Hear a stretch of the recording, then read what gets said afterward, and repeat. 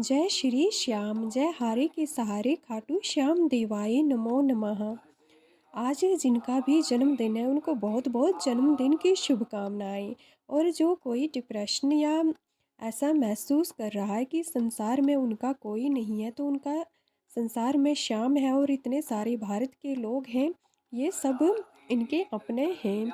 तो चलिए आज के खाटू श्याम जी के सच्चे चमत्कार की कहानी के बारे में जानते हैं। आज की खाटू श्याम जी की सच्ची कृपा की कहानी दिल्ली से है। इनका नाम शंभू कुमार झा है। ये दिल्ली के रहने वाले हैं और खाटू श्याम जी ने अपनी कृपा से इनकी और इनके 5 और दोस्तों की दारू छुड़वाई है। न सिर्फ दारू छुड़वाई है बल्कि इनके जीवन को उच्च स्तर तक भी पहुंचाया है। यह अपनी कहानी शेयर करते हैं। इनका कहना है कि ये होल सेलर हैं, कपड़े की दुकान चलाते हैं और दूर दूर जाकर कपड़ा भी बेचते हैं। इस दौरान ये 24 घंटे में कम से कम 13-14 घंटे घूमते ही रहते हैं। इसमें भी ज़्यादातर समय इनका रेल रेल या गाड़ियों में चला जाता था, क्योंकि एक स्थान से इन्हें दूसरे स्थान पर जाना पड़ता था। इस दौरान ये कहते हैं कि ये बहुत ज़्यादा शराब पीने लगे थे, बहुत ज़्यादा ड्रिंक करने लगे थे, जिसकी वजह से ये जो हर दिन का 3,000 रुपये कमाते थे, इन्हें खुद ही मालूम नहीं चलता था कि 3,000 रुपये गए तो गए कहाँ। इनकी स्थिति इतनी खराब हो चुकी थी कि आए दिन घर परिवार में भी झगड़े होने लगे थे। पेरेंट्स से भी ये झगड़ते रहते थे, खा पी करके, शराब पी करके। पेरेंट्स भी इन्हें अब उतना सम्मान या अपनापन नहीं देने लगे थे, जिससे ये काफ़ी परेशान रहते थे और ज़्यादा से ज़्यादा शराब पीते थे। इनकी स्थिति बहुत बद से बदतर हो गई थी। एक दिन की ये घटना बताते हैं। ये कहते हैं कि इन्होंने बहुत ज़्यादा शराब पी ली थी, जिस कारण इन्हें पता नहीं चल रहा था कि कहाँ रेल है और कहाँ रेल पटरी है और कहाँ प्लेटफॉर्म है। तो जिसकी वजह से ये जाकर पटरी पर पहुंच जाते हैं और शराब पी करके वहाँ अजीब हरकतें करने लगते हैं। लोगों ने जब इन्हें रेल पटरी पर देखा तो लोगों ने वहाँ से उठाकर इन्हें प्लेटफॉर्म पर लाया। इस बारे में जब इनके पेरेंट्स को पता चलता है तो वे और दुखी हो जाते हैं और इनसे बहुत ज़्यादा झगड़ा करने लगते हैं। इनके 2 बच्चे हैं, एक बेटा एक बेटी। वे भी काफ़ी परेशान रहते थे। ये बताते हैं कि इसी दौरान किसी ने मजाक में ही कह दिया कि अब आपके बेटे का कुछ नहीं हो सकता है, अब तो खाटू श्याम के दरबार ही जाना चाहिए, वहीं इसे ठीक कर सकते हैं।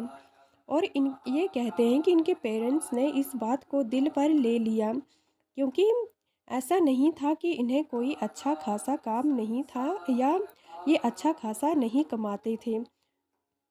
होल सेलर थे, कपड़ा दूर दूर तक जाकर कपड़ा बेचते थे। हर दिन का 3,000 कमाते थे, तो अच्छी खासी कमाई थी, परंतु इसमें से 1 रुपया भी घर नहीं पहुंचता था। कारण रेड सॉरी कारण था कि रेलगाड़ियों में जाकर दोस्तों के साथ खा पीकर शराब और खाने पीने में सारे पैसे को वेस्ट कर देते थे। इनके पेरेंट्स ने उस सज्जन की बात को दिल पर ले लिया और सोचा कि अब तो सच में श्याम ही हैं जो इन्हें ठीक कर सकते हैं।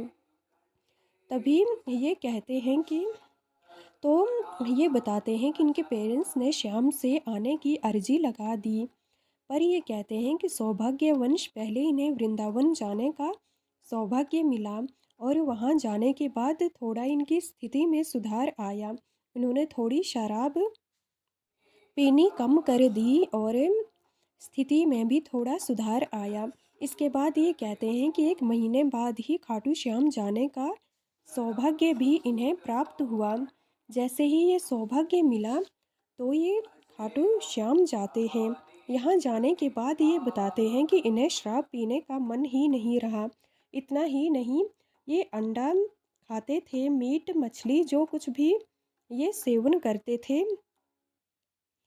नॉन वेज ये सेवन करते थे। उसके बाद इनका नॉन वेज छूट गया, इन्हें मन ही नहीं करने लगा और अब बार बार ये श्याम दरबार जाने लगे।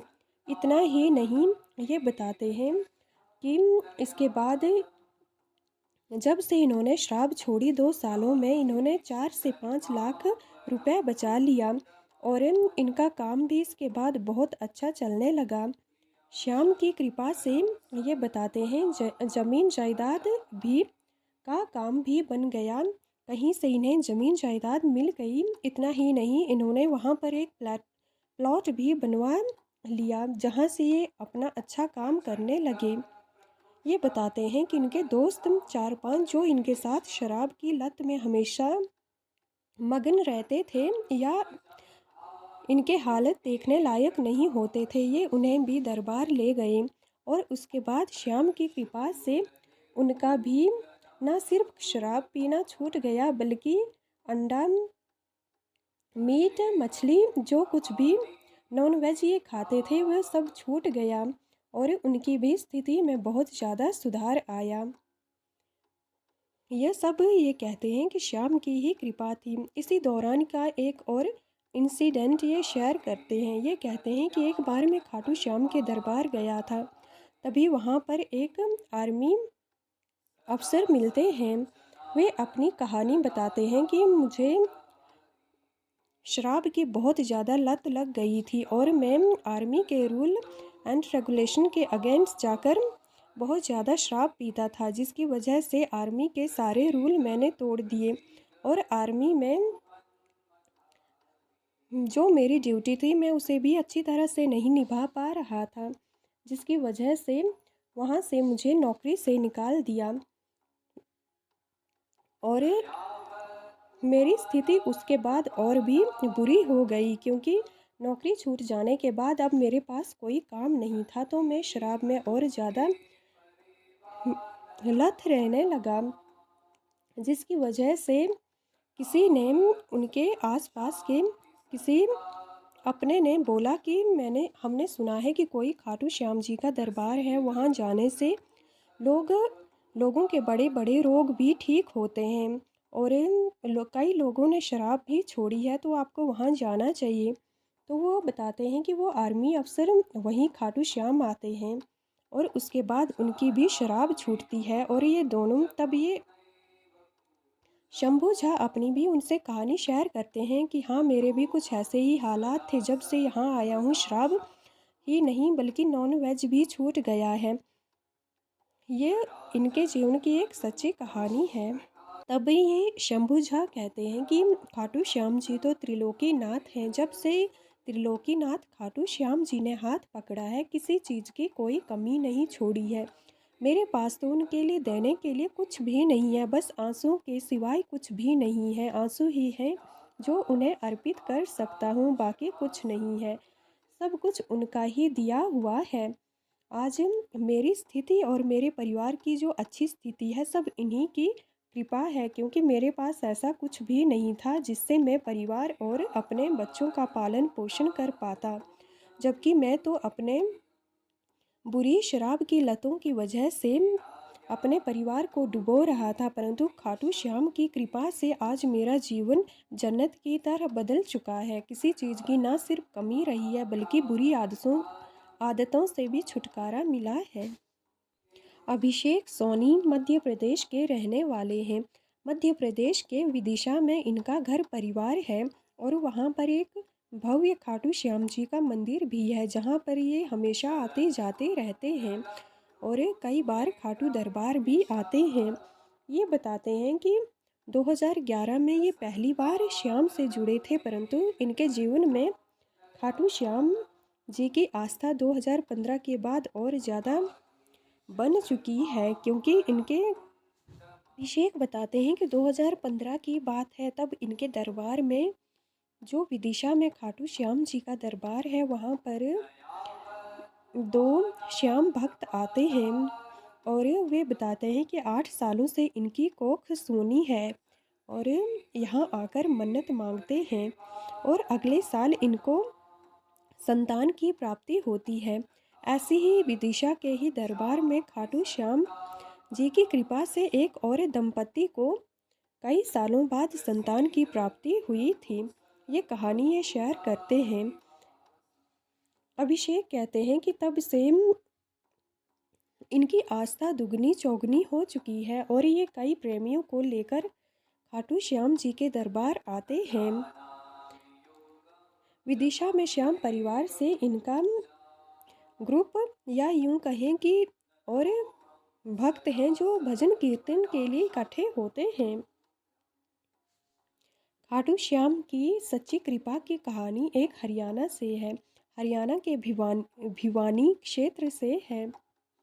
यह परिवार कहता है कि एक साल पहले की बात है, जब ये खाटू श्याम जी की भक्ति आराधना से नहीं जुड़े थे, उससे पहले की बात है।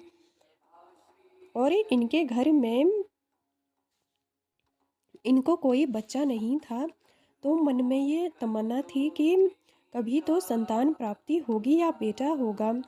तभी ये कहते हैं कि इसी दौरान हमारा प्लान खाटू श्याम आने का बना और यहाँ सब कहते हैं कि कोई ना कोई अर्जी लगाते हैं, तो हमने भी उसी के मुताबिक यह अर्जी लगा दी कि हे श्याम, अपनी कृपा करके हमें संतान या बेटा देना। तो इस प्रकार ये अर्जी लगा देते हैं। ये कहते हैं कि एक साल बाद ही इनकी अर्जी स्वीकार हो जाती है और इन्हें बेटे की प्राप्ति होती है। परंतु खाटू श्याम अपने भक्तों की परीक्षा भी लेते हैं कि तुम जो मांग रहे हो उसे संभालने की क्षमता है या नहीं।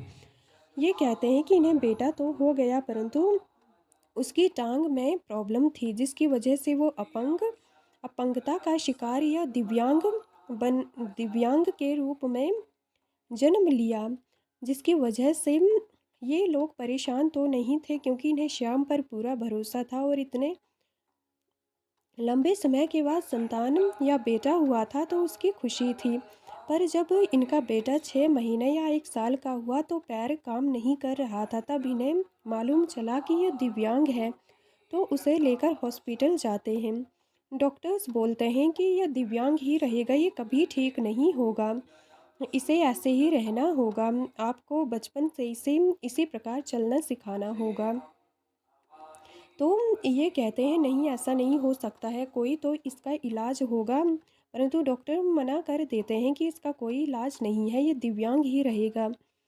पर इनकी माँ, इस बच्चे की माँ और यह भक्त, इनके मन में पूरा विश्वास था कि जिन्होंने बेटा दिया है वहीं से ठीक भी करेंगे, उन्होंने ही हमारी परीक्षा ली है।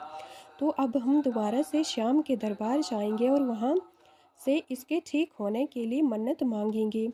और ये ऐसा ही करते हैं, दोबारा से खाटू श्याम के दरबार आते हैं, यहाँ आकर मन्नत मांगते हैं और ये बताते हैं कि कुछ ही महीनों बाद इनका बेटा पूरी तरह से ठीक हो जाता है। उसके पैर में जो दिव्यांगता या कोई शिकायत थी वो ठीक हो जाती है और वह चलने लगता है।